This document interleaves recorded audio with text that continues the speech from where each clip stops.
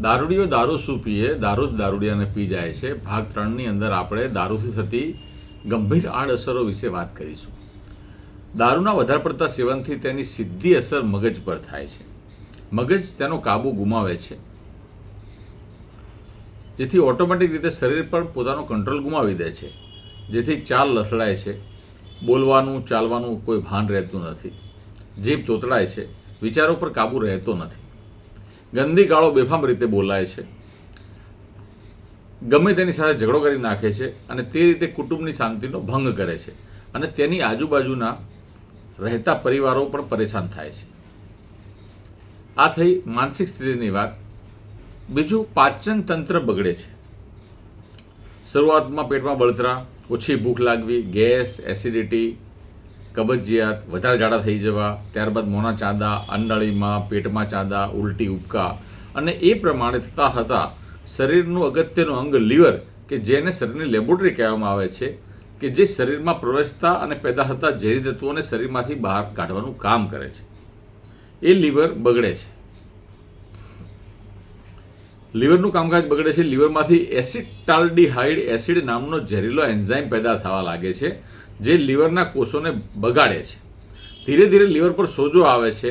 Fatty liver stage 1, 2 થાય, 3 થાય, liver hepatitis થાય અને સિરોસિસ ઓફ લીવરનું કેન્સર થવાની શક્યતા પૂરેપૂરી વધી જાય છે અને તેના કારણે સમગ્ર શરીર બગડે છે અને ધીરે ધીરે માણસ મૃત્યુ તરફ ધકેલાઈ જાય છે. ત્રીજી વાત કરીએ, દારૂ એ સંપૂર્ણપણે કાર્બોહાઈડ્રેટ છે. વિલાયતી દારૂમાં પુષ્કળ પ્રમાણમાં સુગરનું પ્રમાણ હોય છે. વધારે પડતું દારૂ પીવાથી સ્વાદુપિંડ એટલે કે પેન્ક્રિયાજ ઉપર સોજો આવે છે.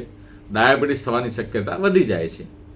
ડાયાબિટીસ થવાથી શરીરના તમામ અંગોને નુકસાન કરે છે, કારણ કે દારૂ પીતી વ્યક્તિને પોતાના શરીરની સાચવણીનું કંઈ જ ભાન રહેતું નથી, ખાવા પીવાનું પણ કંઈ ભાન રહેતું નથી. માટે શરીરના તમામ અંગો ધીરે ધીરે ખરાબ થવાથી શરીરને ભયંકર નુકસાન વેઠવાનો વારો આવે છે. રોજ રોજ દારૂ પીવાથી જ્યારે દારૂ ન મળે ત્યારે હાથ પગમાં ધ્રુજારી થાય, શરીર કંપવા લાગે, શરીર પર કાબુ ન રહે, બેચેની થાય, ગભરામણ થાય. તેથી ગમે તે રીતે દારૂડિયો વ્યક્તિ દારૂ પીવા માટે મજબૂર થાય. જો તેની પાસે પૈસા ન હોય તો ચોરી, લૂંટફાટ કે ગમે તે હદ સુધી જઈ શકે છે અને દારૂ મેળવવાનો પ્રયાસ કરે છે. આ રીતે તે ગુનાહિત પ્રવૃત્તિઓની અંદર પણ સંકળાય છે. અત્યારે અકસ્માતોનું પ્રમાણ જે રીતે વધી રહ્યું છે, તેમાં 50% અકસ્માતો દારૂ પીને ગાડી ચલાવવાના કારણે થાય છે. માટે દારૂ પીધેલ વ્યક્તિ પોતાનું જીવન તો સંકટમાં મૂકે છે, પરંતુ સામેની વ્યક્તિ જે નિર્દોષ છે તેને પણ મોતનો ભાગ બનાવે છે અને ક્યાંક એના મોતનું કારણ બને છે. સતત દારૂના સેવનથી મગજની વિચારવાની અને નિર્ણય કરવાની ક્ષમતા ખોરવાઈ જાય છે. ભ્રમ પેદા થાય છે, શંકા કુશંકા વધી જાય છે અને માણસને આજુબાજુની પરિસ્થિતિનો સાચો ખ્યાલ ન આવતા ક્યાંક આત્મહત્યાના બનાવો પણ વધી જાય છે. સાથે સાથે આવેશમાં આવી અને કોઈનું ખૂન કરી નાખવા સુધીની કે કોઈ વ્યક્તિને ભયંકર હાનિ પહોંચાડવા સુધીના કૃત્યોનું પણ પ્રમાણ વધી રહ્યું છે. દારૂ પીને મગજનું ભાન ગુમાવી બેસતા ક્યાંક આડાઅવળા કૃત્યો કરી અને હત્યા જેવી ગંભીર પ્રવૃત્તિમાં પણ એ સંડોવાઈ જાય છે. હૃદયને ખૂબ જ નુકસાન કરે છે. હૃદયને, હાર્ટને ખૂબ જ નુકસાન થાય છે. કોલેસ્ટ્રોલનું પ્રમાણ વધારી દે છે. જે લોહીની નળીઓની અંદર કોલેસ્ટ્રોલ હોય, એ કોલેસ્ટ્રોલ લોહીની નળીઓમાં જામી જાય, લોહીની નળીઓ સાંકડી થઈ જાય, હાઈ બ્લડ પ્રેશર થાય, હૃદયનો હુમલો આવી શકે અને ક્યાંક બ્રેઇનનો એટેક પણ આવી શકે. હૃદય રોગની ઉત્પત્તિ થાય છે અને હાર્ટ એટેકની સંભાવના વધી જાય છે. સતત દારૂના સેવનથી કિડની ડેમેજ થાય છે અને કિડની ફેલ થયા સુધીના સંજોગો પણ ઊભા થાય છે. વધારે પડતી માત્રામાં સતત દારૂનું સેવન કરવાથી રાત્રે પેશાબ કરવા પણ વારંવાર જવાનું થાય છે, જેથી ઊંઘમાં ખલેલ પહોંચે છે અને ઊંઘની સ્લીપિંગ પેટર્ન બદલાઈ જાય છે. ઊંઘ ના આવવાની સમસ્યા પણ થાય છે. શરૂઆતમાં તો દારૂડિયો દારૂ પીને તરત સૂઈ જાય છે અને ખૂબ જ વધારે દારૂ પીવાથી તે ક્યાં સૂઈ જાય છે, ગટરમાં સૂઈ જાય છે કે ક્યાં પડી જાય છે એ પણ એને ખબર પડતી નથી. બેભાન થઈને કોઈ પણ જગ્યાએ સૂતેલો હોય છે, એનું એને ધ્યાન રહેતું નથી. એન્ઝાયટી, નર્વસનેસ, સ્લીપિંગ ડિસઓર્ડર આ બધું પણ દારૂ પીતી વ્યક્તિમાં કોમન થઈ જાય છે.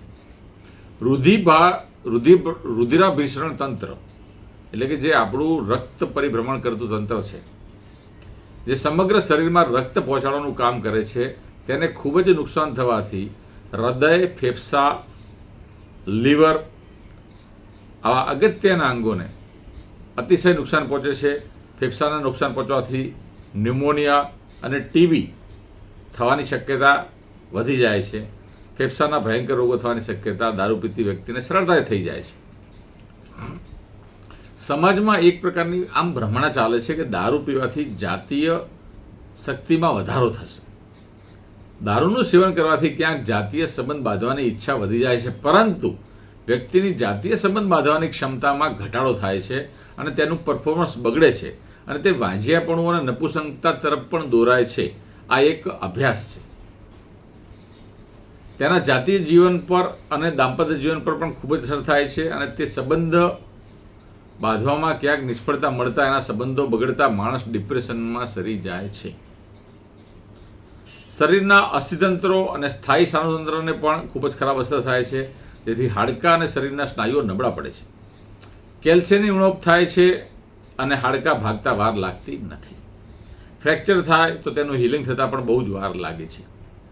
શરીરની રોગપ્રતિકારક શક્તિ ઘટી જવાથી કોઈ પણ બીમારી સરળતાથી લાગુ પડી જાય છે અને બીમારીને મટતા સામાન્ય તંદુરસ્ત માણસની સરખામણીમાં ખૂબ જ વાર લાગે છે. આમ દારૂ માણસને સમગ્ર રીતે શારીરિક, માનસિક, આર્થિક, સામાજિક દરેક રીતે પાયમાલી નોતરે છે. દારૂ પીવાના આટલા બધા નુકસાન છે. આરોગ્ય માટે અતિ નુકસાનકારક એવા દારૂનું સેવનના રવાડે આજનો યુવાન જે ચડી રહ્યો છે, તો પાછા વળે અને દારૂનું સેવન ન કરે એ જ મારી નમ્ર વિનંતી છે. માટે નશામુક્તિ કેન્દ્રનો સહારો લો. મારા દવાખાનામાં પણ દેશી દારૂ, વિદેશી દારૂ છોડવા માટેની દવા આપણને આપવામાં આવે છે. એમાં અમને બહુ સફળતા મળી છે. સાથે યોગ, પ્રાણાયામ, સારી નિયમિત દિનચર્યા, કસરતવાળું જીવન, ધ્યાન પ્રાણાયામની વાતો, નૈસર્ગિક કુદરતી આહાર, ચોખ્ખી હવા અને દવાના સહારાથી તમે દારૂમાંથી, વ્યસનમાંથી મુક્ત થઈ શકો છો. માટે આવો આપણે સૌ ભેગા મળી અને સમાજને દારૂ જેવા દૂષણમાંથી બચાવીએ. મારું નામ ડૉક્ટર રિતેશ પ્રજાપતિ છે. થરાદ બસ સ્ટેશન સામે મારું દવાખાનું છે. દેશી દારૂ, વિદેશી દારૂ છોડાવવા માટે તમે મારો સંપર્ક કરી શકો છો. 94-270-70-193 મારું મોબાઈલ નંબર છે. થરાદ બસ સ્ટેશનની નામે મારું દવાખાનું છે. માનવ જીવન વિકાસ સેવા ટ્રસ્ટ તરફથી અમે વ્યસન મુક્તિ અભિયાન ચલાવીએ છીએ. જય હિન્દ, જય ભારત.